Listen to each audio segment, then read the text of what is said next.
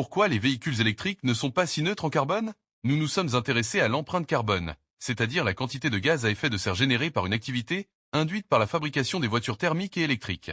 Les résultats vont vous surprendre. L'étape de fabrication des véhicules thermiques et électriques comprend l'extraction de matières premières, la fabrication des matériaux, l'assemblage de la carrosserie et du châssis, la fabrication du moteur, ainsi que, pour les voitures électriques, la fabrication de la batterie. Pour les voitures thermiques, la construction de la carrosserie et du châssis entraîne des émissions carbone moyennes égales à 40 grammes de CO2 équivalent par kilomètre parcouru. Et ce, toute motorisation confondue. Les émissions liées à la construction de la carrosserie et du châssis d'une voiture électrique sont quasiment identiques que pour une voiture thermique. C'est la fabrication de la batterie qui fait toute la différence.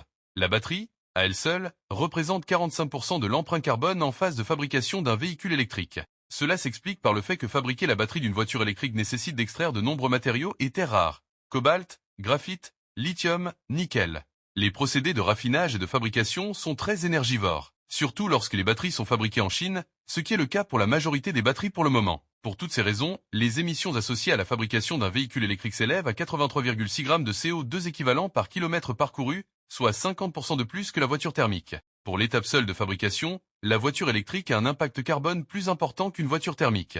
Attention, ces données n'incluent pas le cycle de vie entier des véhicules, mais uniquement la phase de fabrication. Prendre en compte seulement l'étape de fabrication ne suffit pas à déterminer l'empreinte carbone d'un véhicule.